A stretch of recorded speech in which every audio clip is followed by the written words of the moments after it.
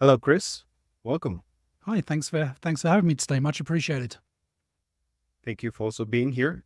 We're going to go ahead and get started. Do tell us a little bit about yourself and also how this incredible journey began.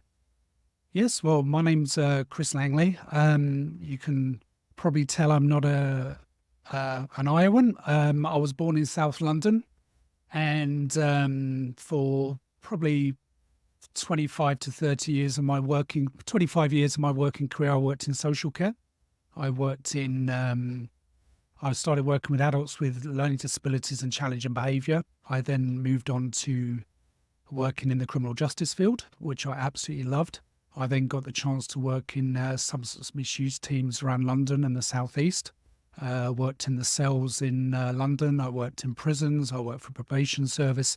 So I helped people with their addictions. That was my main passion, and that was something I really did uh, feel very positive about. It was a time in my life that I really felt I was benefiting. I was helping benefit people's lives.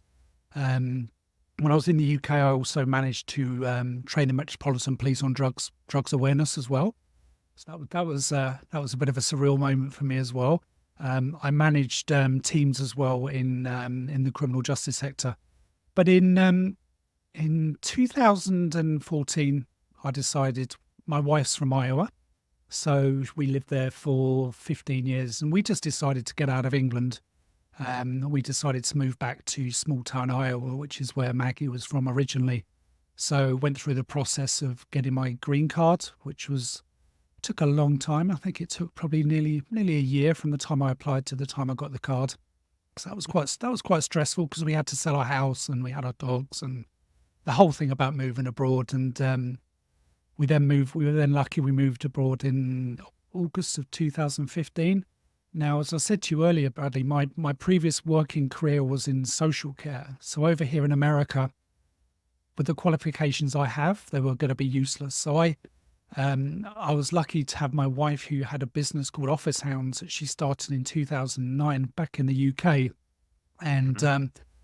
it was when Twitter and Facebook and the social media businesses were really kind of, coming to the forefront of a lot of our lives. And she was lucky to be at the start of that. And she started her business helping small businesses with their social media marketing. And that's her background is English literature, and she was a qualified teacher as well. So it was a really good fit for her to do this. And she built the business really nicely over there.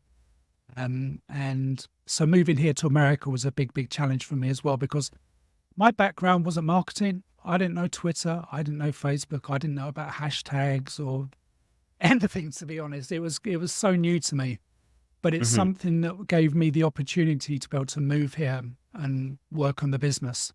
Um, and since then, we just do social media for small businesses, and it's the business has grown really nicely. We still got customers that we still work with from the UK from 2014.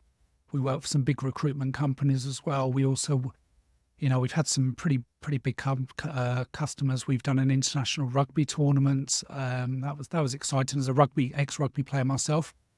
That Mhm. was super exciting. We worked with a friend of mine who was a WBC boxing referee who did the heavyweight championship of the world, and he also refereed a time when a fighter became the oldest fighter to win a world title. So we helped with his social media, we helped with his book launch, and did some really great work with him as well. So yeah, so we work with other marketing agencies. We also have a white label service as well, where marketing agencies contact us and we do the work behind the scenes for them. And that's a really nice way of us getting new customers as well. And our client retention is pretty exceptional. We have businesses, as I just mentioned to you, that we've been working with for the last 6 7 years constantly. So, we offer what I consider as a good service, but we're not BSs either. That's really important. We don't promise the earth, but we promise that Mhm. we're providing you, all of our customers a really good service. So, so that's pretty much where we're at now. Yeah, we're based Mhm. in a very small town in Iowa, so very different to South London. We're in a town of 400 people, surrounded by Mhm. corn. So yeah, it's been an interesting, certainly an interesting 9, 10 years for me. That's for sure. But thoroughly enjoyed it. I love living here in America. The American people are just wonderful. So Right. a lot friendlier than Brits. That's for sure. That's a Mhm. joke, by the way. I'm I don't want to put Yeah. off our British customers here, but you know. Right. Right. For sure. Now, you did mention the part whereby you moved from, South London to Yep. uh Iowa, Yes, right? that's right. Yeah. I'm curious, how did it feel with the change and the transition and Oh, everything? How did it feel for you? the first 6 months very difficult, very Uh-huh. very difficult. Homesickness affected me more than I expected. I didn't Hmm. expect to feel lost, which I did, because it was my career had changed, my relationship had not that had changed with my wife, but we're in a completely new environment. I mean, going from a place where you can just pop down to the shops to get what you need to having to drive 15 miles to go to Walmart. That Yep. was, Yep. Pretty much. Yep. and between us and the shops, it's just corn. That's all it is, and it's just a very different environment. But I've really settled into the quiet life here. I love it. The Hmm. the the town that we live in is beautiful. We have 2 dogs and we take them for a walk every morning, and we don't ever see a car even. Hmm. It's a very different way of life. But I think there's been some big adjustments. I think one of the biggest adjustments I made. I'll go on and talk about this later in today's podcast, but Hmm. the health service over the health insurance system here is so complicated. It's incredibly expensive, but the care is good. Right. So Right. that was something that took me a good couple of years to kind of adjust to, and coming from what's known as socialist medicine, as it's called down here in America, with the National Health Service, to you know paying the insurance premiums and everything else on top of it, and keeping on top of that was quite a challenge. But now I'm used to it. I'm very very happy. So yeah, Yes, you are not wrong in the yeah, part of healthcare system, mm, and getting healthcare provision. It mm, is very, very expensive. mm, But I feel like you can guarantee yourself, right? You'll get the best health provision, yep, right? definitely. Does it feel the same way for you? Oh, definitely, definitely. Mhm. I've had. I'll talk about this later about my kind of health history, because it's a little bit complicated, but um, the care is wonderful. I mean, I was able to move from England with a previous health problem, and I got it fixed. Whereas if Mhm. I'd stayed in England, I would probably Mhm. I would probably be in a wheelchair by now.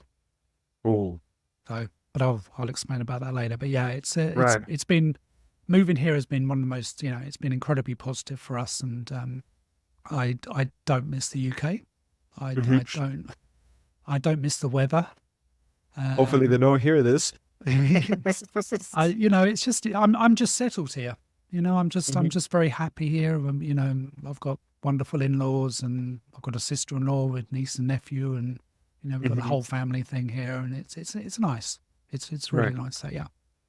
Now, a little bit curiosity running through my mind, and I was like, what is the most pivotal moment that you learned about yourself during this journey you didn't know before? I think move. I think I think knowing that I can don't have to be so reliant on family. I think moving to another country is a huge deal. I mean, it's Mhm. you're uprooting your entire life on a whim that might not work, and Mhm. going through that fire, and that's what it was. It was a very difficult period to kind of change your entire life. I mean, it was my career, my entire life had just changed, and but it's been a really positive experience. I think going through that whole process and kind of realizing that there's so much more to life as well than just staying at home in England and doing the same old work every now and again. And but we've it's kind of given me the to be positive with building the business as well. I think Mhm. that's been quite a nice change for me as well. Kind of taking the lead on that side of things as well. So Okay. yeah. I mean, yeah, it's like you said, it's a big change. Hmm. but also you get to have new experiences, Oh, right? mhm, The experience of like, oh my God, I'm going to a different country, learning. You may not necessarily need to learn the new language, mhm, depending on where you're going to, mhm, of but course. the culture, the traditions, Mhm, right? So I understand that very well when you mentioned that part. Like, it's a very big change. You're leaving from an area whereby you're close to your parents mhm, to now being thousands of miles away from your parents, mhm, and family in general, mhm. basically. Yep.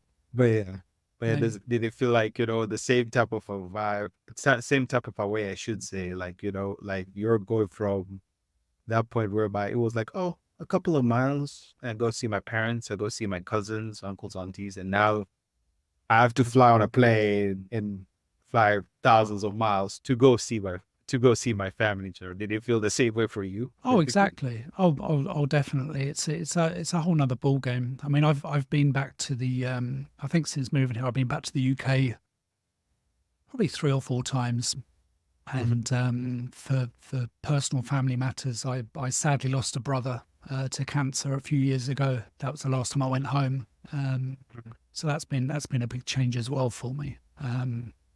But it's as I said to you earlier, I don't miss home. I'm not homesick anymore. This is home for me, and this is how it's going to be for the rest of my life. Hopefully, I'm more than happy to stay here in this lovely country with this gorgeous weather. So, and Congratulations on that. oh, First, congratulations on that. It's thank you. it's very challenging for a lot of people to make that change, Hmm. now feeling home, Yep. feeling a different area being their home. But I would say a very good congratulations to you. Oh, thank you. Thank It's you it's very very much. also fascinating hearing your journey and your story, and the pivotal moments you passed through, but you've also been able to combat them, you know. But now we're going to move to sections whereby we get to know a little bit of our personal experiences. And the first part we're going to ask is that, can you share a time whereby you faced an unexpected personal challenge, right? How did it feel? And best of all, how did you overcome it? I mentioned earlier about the health stuff, Bradley, Mhm. so I'm just going to tell you a little bit about that. Um, in 2008, I just wanted to retrain, just do something different outside of my work that I was doing within social care. Mhm. I wanted something completely different, and I decided, I thought plumbing sounds like a good career. Maybe I can just learn to do a little bit of work on the side. So I did a plumbing course Mhm. to qualify to be a plumber in the UK. Loved it, absolutely relished it. I got stuck into it. I passed all the exams in super quick time. I threw everything at it. Now, Mhm. during this period, I developed a back problem, which it it kind of occurred on the morning of my final exam for the plumbing course, which was quite weird. I had it's quite a scary kind of history around this where I literally couldn't walk. I had pins and needles. I had all sorts of stuff going on with my health. And I went into the exam, did the exam, failed because I was in absolute agony. Mhm. Called an ambulance. They said, "Oh, there's nothing wrong with you, just a bad back." So I went, "Okay." Went home. Don't know how I got home. I went to see a physiotherapist. They said, "Okay, you've probably slipped a disc." Okay, fair enough. We can work this out. Didn't think Yeah. anything of it. It just progressed from worse and worse and worse. And I just ended up having to go to the hospital. I saw many, many doctors, and they just Mhm. said, "Oh, it's just a slip disc, just a slip disc." And then one day I went into the doctors and they said, "Okay, we're going to have to get you in for a scan." Okay, that's fine. Went in, had the Mhm. scan. I was in surgery within 25 minutes. I had a disc that had gone into my spinal cord and it had just stayed there. And it's something called Gordon Quiner syndrome. It's an incredibly rare condition. I think it's Mhm. 0.001% of all back problems is this. Yeah. And I ended up having to have an emergency surgery where they took the disc out, did all the work there, and then I was just left.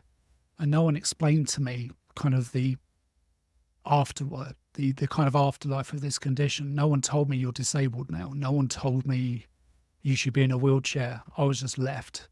And I had Mhm. to teach myself how to walk again. I had no help from the National Health Service. I had a left leg that I had no feeling with. I had to wear a leg splint, and it was just my life was a mess basically. And I had to overcome all this. And we had financial problems, obviously, with me not working and me just doing the training, and it's kind of Right. everything kind of fell apart for me. Now, Mhm. this went on for quite a while. And then I had to go back into do social care because that was the only thing I could do. I couldn't do anything physical. Right. And then we moved here to America. And that's when I mentioned that I saw a very good doctor here, and he took one look at me and was like, right, we need to get you in. Gave me another surgery. I had physio, and I gained a ton of weight. I gained probably about 50 pounds in the space of 3 months, 4 months. My weight, because of the meds and because I was Right. eating the wrong food, I was just probably a little bit, maybe a little bit depressed, just generally Mhm. pissed off with life in general. Right. And I just remember I went to you know, I went to buy some jeans, and the size was just astronomical. And I just stood there and went, no way this is happening. I said, only I can take responsibility for this. Mhm. So I thought, right, I've got to change my diet. I've got to change my exercise. I've got to throw everything out this. So I bought myself an elliptical machine at home, just a cheap one from Craigslist, I think it was, just get into that. And then I discovered something called DDPY, Diamond Dallas Page Yoga. I saw it, Mhm. I think it was on Shark Tank. And my wife said, oh, you should try that. I went, oh, I don't know, maybe. So I got a subscription for this. And then I got Mhm. into it. And this is when my life really did change, Bradley. This is when things moved on and I was able to accept myself. I think acceptance for me was that I don't think you can move on until you have that word come in your head that you've got to accept the situation for you to be able to move on. I think that's a Mhm. really important stage for anyone in rehabilitation through anything, be it an addiction or a physical problem or a mental health problem. You've got to accept the situation, because if you're not accepting it, you're just fighting against it all the time and you're not getting anywhere. So Right. I just decided to throw myself into the yoga, and I started in the bed. I then went to the chair, then went to the floor, and I was standing, and now I'm doing all sorts of crazy poses. I do this daily. My daily routine is now 15-minute elliptical, half-hour yoga session. And since I've Mhm. been doing this, I've lost. I think I weighed myself the other day. I nearly got up to 300 pounds. I'm now down to 210, and Mhm. that's just been through me challenging myself and doing it, Right. doing the routine. If you do the routine and you do it well and with passion, you can do Mhm. anything in life, I think. And that's been the biggest lesson from this whole saga of mine, is Mhm. if you put the time in and you do it on a regular basis and you have a goal, you you can do anything. And Right. I'm very proud of myself. I'm genuinely very proud of myself. I've got family members who can't even believe what I'm doing. I sent them pictures. Last year was my 50th, and Mhm. I'm a big Rocky fan. And I decided I'm going to go to Philly, and I went and did a Rocky tour with a guy there. And the guy is a Rocky double, so he drove me around the set, and he took me to the steps. Mhm. And on my 50th, I was running up the steps of the Philadelphia Art Museum where the Rocky films were made. Mhm. And I had my surgery 3 days before my birthday in 2010 for my back injury. And I thought, if someone told me 13 years ago that I'd be doing this, I wouldn't believe them. I wouldn't believe them. If they said, you are going to be running up those steps in 13 years' time, I went, Mhm. no way, no way. And that for me that was a huge accomplishment. I mean, I've got a video of it on YouTube, and, just mark the moment was just, it was already a wonderful holiday we were having, but to do that and to realize the achievement that this is something I've done myself, where if I stayed in the UK and I kept doing the same old stuff that I was doing, Mhm. I would be in a wheelchair. I would be at least using sticks or a chair. There's no question about it, because my back was in such a bad way and I was so frail and injured. But now I'm able to run. It's been a heck of a journey. Right. Yeah, It is. yeah, It is. It's truly is. Again, from the part that you think or you perceive that, oh my God, it's just this one simple thing. And then you go to a doctor and or a surgeon or, whoever you need to see and says, no, this is way bigger. That part itself, you know, takes that little part of you. Oh yeah. You're like, oh my God, my life is changing. Where am I going? I thought it was this. Now it's this. Now you're starting to ask yourself another 21 questions. Hmm. What is this all about? But I like the part whereby you mentioned two most important key things, right? Accountability, right? That's number one. Hmm. And number two, right? That part of acceptance. I don't know if I feel like this is a very key part whereby a lot of people struggle with, right? Hmm. And probably, correct me if I'm wrong, or help me understand, like, why do a lot of people tend to struggle with these two things, right? Especially with accountability and acceptance that, hey, whatever challenge or problem I am facing, right? They tend to struggle. Why do you feel or think it's that way? Most people struggle with those two things.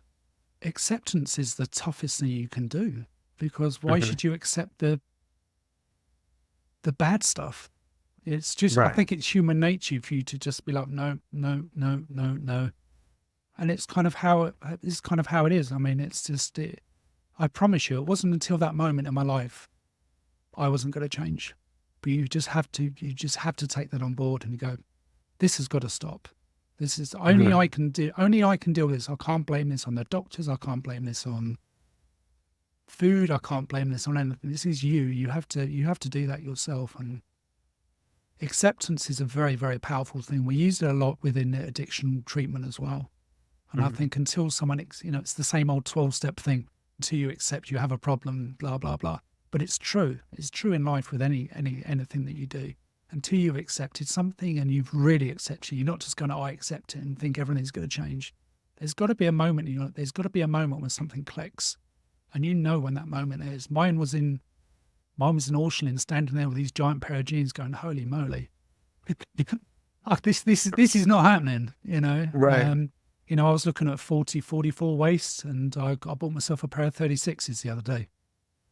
But so that's 8 inches. Exactly. That's 8 inches I did myself. So that was a Right. moment. I gave myself a little shout in the changing rooms when I put them on. I went, I've done it. I haven't worn Right. 36 since I was, gosh, 20. So Mhm. yeah. Yeah. Oh, dude, Chris, I understand that very well. Especially that part where, you look back and you're like, oh my God, I used to wear this or I used to drive this. Now I'm his, Yeah. just because of that part that you took two of the key things, Hmm. taking accountability and acceptance, like, hey, this is the current situation I'm facing now. And then putting the accountability to it that, okay, what are the steps to make the change, right? From going from that point, it is again, it's just it impresses you like, wow, Yeah. I never really thought of myself being able to even achieve or accomplish things that you never thought you could, Yep. Yep. right? That's the part right there. Hmm. Now, we're gonna shift to a little bit of a brighter side in life, right? Could you tell us a moment whereby something, or a thing that gave you immense joy, Hmm. right? And why is it special to you? Or a trip, whatever the case is. Okay. An example I can think of, really, I I have a real passion for music. Hmm. I've always had a passion for music. Uh, and when I was in London, I used to go clubbing quite a lot. I mean, London had the best nightclubs in the world. There's no question about it. It was, and I got into music called hard house. It's like house music, but a lot faster and quite, it's got a good beat to it basically. And it was around about 1997. Um, I was, funnily enough, I was previously married, which was kind of weird. I got married way too young and divorced way too young, and I got divorced, and then I had no friends, so I just decided to go out clubbing myself, and I got into it, and I met a whole new group of friends, and we used to go out every weekend, and I used to go to Vauxhall in London, which is quite a well-known spot, Hmm. right opposite the MI5 building. I used to go every weekend and go dancing all night, and I decided to get into DJing. I thought I want to give this a go, Hmm. and bought myself some decks, got myself some vinyl, started annoying the neighbours, which was fine. Didn't worry about that at all. But Uh-huh. I got into it in a big way. I mean, I was buying a lot of vinyl. In fact, probably 70% of what we brought home from England was my vinyl and my record collection. Mhm. And I got into DJing quite heavily. I used to play at. I then got the opportunity to play at some after parties in London. I then started playing at some of the main clubs. I was playing at. I then started playing at a club next door to where I met my wife Maggie as well, which is quite funny. And that Mhm. was something that gave me a lot of joy. I mean, that was my real release. I was working in quite stressful jobs within criminal justice, and my thing was to go out on a Friday and go and play to a room full of strangers who loved it, you know. And that to me was that's something I've taught myself. It's something I still do. I still play my music at home. I have a Mixcloud account here at home that I use and stream, and I've got a pretty big following for that as well. So it's kind of a passion that I've continued. I've been doing it for, gosh, God, I'm so old, 25 years now. Wow. So yeah, I mean that's something that I would certainly say that's a real passion of mine. That's something I like to do on as my kind of weekend joy. But it's something I used to do in England, Mhm. and it was yeah something I certainly enjoyed doing. Definitely. Okay. Right. Do you feel like it's gonna come a moment whereby you're gonna go back to DJing? Not just go back, Mm. but probably DJing in a couple, areas here in the United States or Iowa as well. I'd like to. I Mhm. mean, I only play vinyl. I mean, it's a very different, I mean, because I had a break for a while from it and then I've come back to the scene and just seeing how things have moved on where, Mhm. I play vinyl. I don't touch digital stuff. I don't even know how their equipment works. But to me, I'm old school. So Mhm. I've just kept it how I enjoy doing it. And, um, I'd like to be given the opportunity to play. Certainly, I'd love to come and, show the Americans how we did it in London, and Right. but we'll see. I have touched out to a few places, but no one's got back to me. Mhm. But I enjoy doing it myself. Right. I literally spend most of the Saturday afternoon playing music here at home, and I live stream as well, and it's been nice to reconnect with people I used to know back in London as well through that as well. I met some good friends, and I've had invites to go back to London to play. So maybe I might do that one day, but we'll see. Of course, of course. We'll see. As always, when the opportunity arises, Hmm. right? Absolutely. But you did mention a part whereby you meant the old Mm. school music, Oh right? yeah. Till Oh yeah. today, Mm. it's still a popular thing, Oh yeah. Big right? time. Do you, so I'm pretty sure you've had some experiences, right? When listening to music in general, Mhm. right? If you put a comparison, right now, how do you feel about the new school, I should Yeah. say, the new school of music when you compare it to the old school? How does Oh, it make you feel? um, it's a very different scene now because you've got the internet as well, and music is so accessible. Mhm. Music to me now, to compared to what it was, is very different. Even the style of music that I play with the hard house from years ago to now, it's very different. It's a lot faster and different sounds, but I think music in general, it's just how it is. We get old, music changes, and now we're the people there going, "Oh, it wasn't like this in my day," you know. Right, right. Um, I mean, I actually have quite a famous cousin in the UK who brought rock and roll from America to England in the 50s, and Mhm. he had the first rock and roll number one in the UK. Mhm. So I think music's always been in my DNA a little bit. I've always loved music, so that's why for me DJing was just perfect. I just really enjoyed it. I like the scene, I like the people, and But I certainly see how music has changed. But Mhm.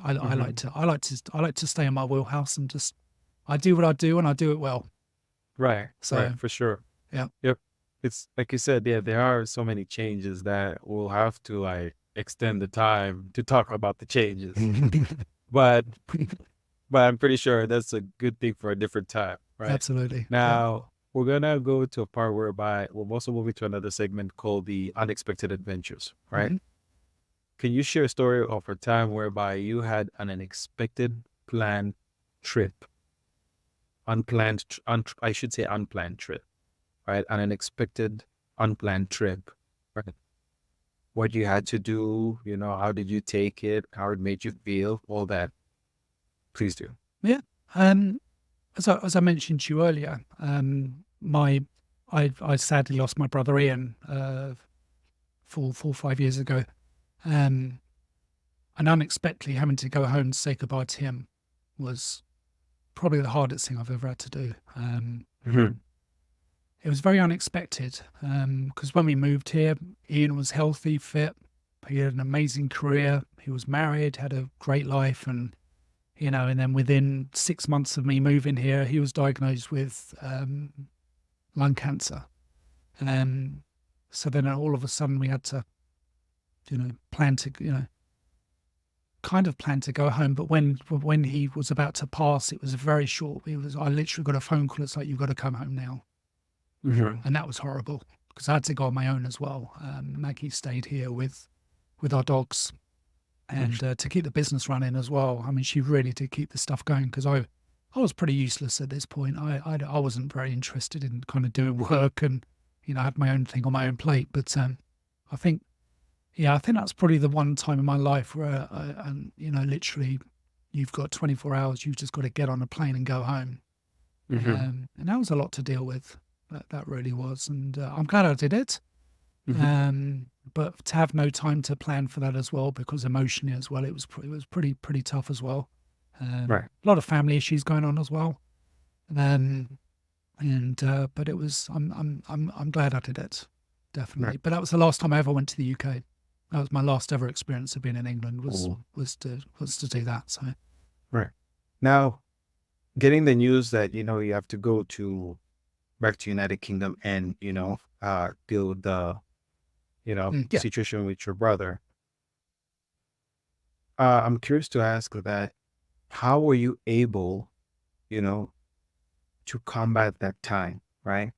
In the aspect of like, you're dealing with the emotional part and at the same time, you're moving. We want to understand how were you able to deal with that basically. And also at the same time, keep a calm if you need to keep a calm, all that stuff. I'm very lucky to have a good wife.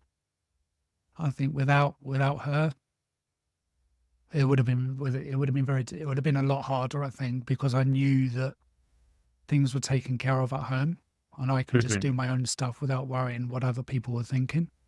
Um, and I think just having that alone, I think if I was here on my own, it would have been a very different circumstance and I would have probably not fallen into depression, but I think it would have created some real dramas that weren't necessary. It gave me the opportunity to grieve as well. Because I then had to come home after I said goodbye to him, and he passed within 5 days. And she was here supporting me through that as well, which was just amazing. But yeah, I think having her was just made the world a difference. Right. Definitely. I mean, she loved Ian as well, so she knew how I felt. So Right. It shows that key point of having a partner that understands the situation and helping you out definitely, is very, very important. yeah. Now, we're going to move to a section whereby we want to know, the things that had an emotional transformation to you, right? Would love for you to share a moment, right? Or a time that something or a situation happened that gave an emotional transformation to you. I think doing the business that's that to me has been emotionally very different. I've I've really got to grips with being a business owner, being a business Mhm. leader. I think that has been a huge one for me, and it's been a learning curve. That's for sure. Um, and I think just running a business has been probably one of the most transformative things for me, Mhm. because there's so much potential, and it's something that we're good at as well.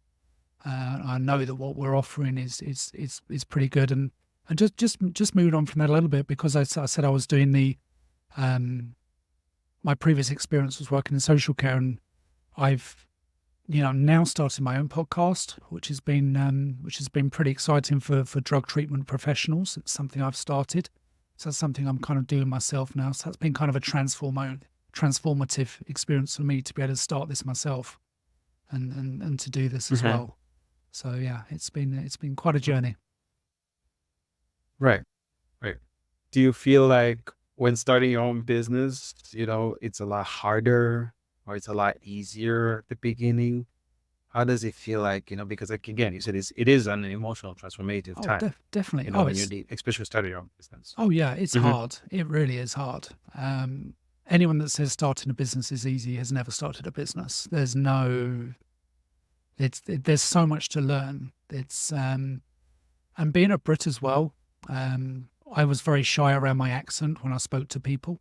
So I've kind of had to get used to just being like just me and just being a Londoner over here. And when I phone up potential customers to see if they would like to talk to us about our services, it's quite an experience because like, who the heck is this dude? I had my first hang up yesterday. I couldn't believe it. I was like, okay, I'm doing something right here.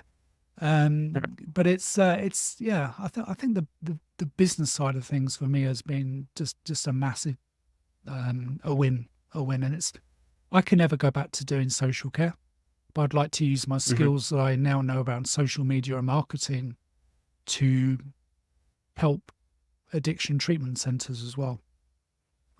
Because I know their business, I know their clients, I know exactly what they're all about, but I also understand marketing very well and understand social media messaging very well. And it's something that I can certainly deliver. And this has just all been self-taught as well for me, which is something else I'm really kind of proud of. So yeah, it's been a whole transformative journey. This last 9 years alone has been just amazing for me. It really has. I mean, life changing in such a big way. Okay. Yeah, it's again, you mentioned one important part right there, right? Starting a business is not easy. The learning curves, especially what you're trying to focus on, it's like, oh my God, what I gotta figure out to understand, how best can I help business. Now, I wanted to bring a part whereby, especially when it comes to marketing, right? I've noticed it's a trend now that it's a very high concern, right? Now, I'm curious to know that for, whether it's a new business or a business that has experience, right?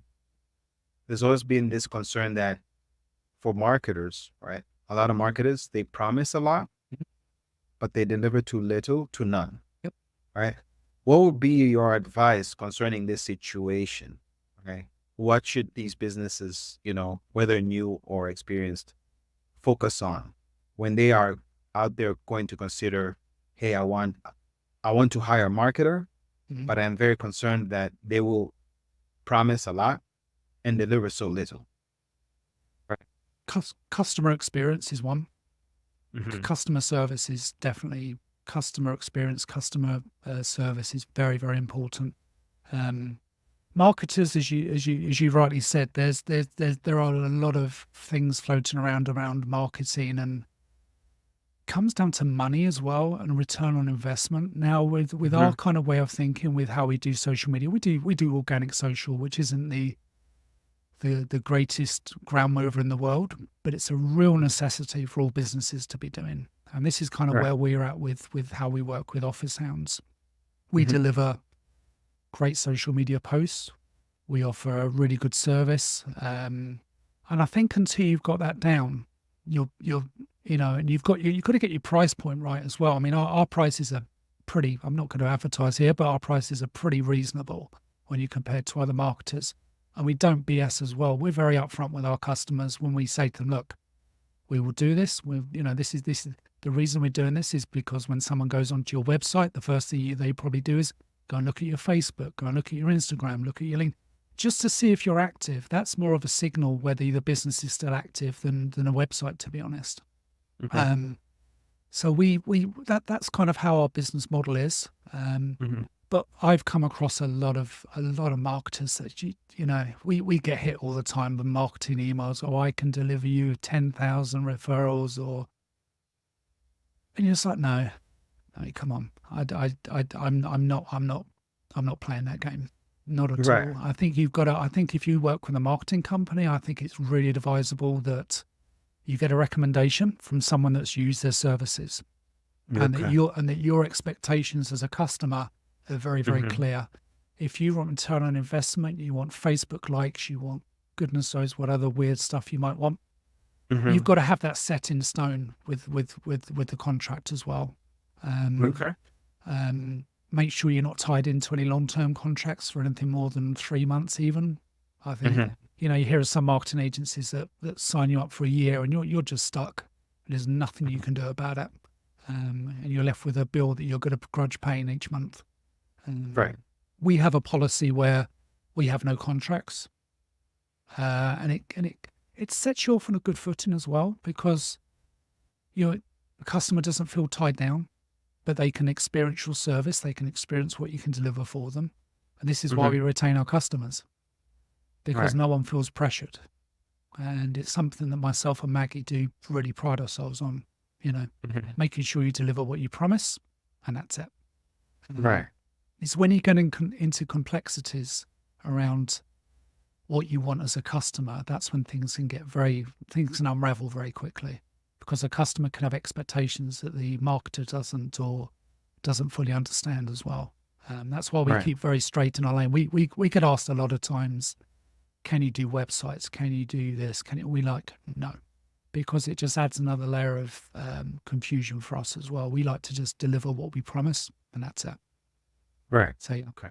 So the key thing is that actually deliver what you're promising you're going to deliver, Oh, because that's what. yeah. Hmm. You're not going to be in business long if you can't, deliver what you promise. It's just, you're just going to fail, and you're just going to have customers that are going to pay you a few grand, and they'll just walk away, and they'll be angry, and they might Right. leave a bad review. I mean, bad reviews can go a long way. I mean, I've seen, doing with the drug rehab places, I'm looking through their Google business profiles, and you Hmm. just see some horrific reviews that aren't being answered, or the replies that they're giving aren't within HIPAA compliance, which is another thing that we can help with as well, because obviously the regulations around data online are very strict, and they can have Hmm. big fines, but not many people seem to know this here. Right. So yeah, so we're pretty we like to just stay in our lane, that purposely for that precise reason. But I would always say to customers, um, get a recommendation.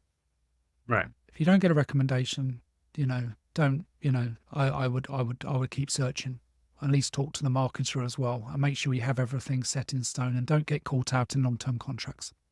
Right. That's what I Okay. would So suggest. that's Yeah, good. Right. definitely. Mr. Chris, we say thank you very much.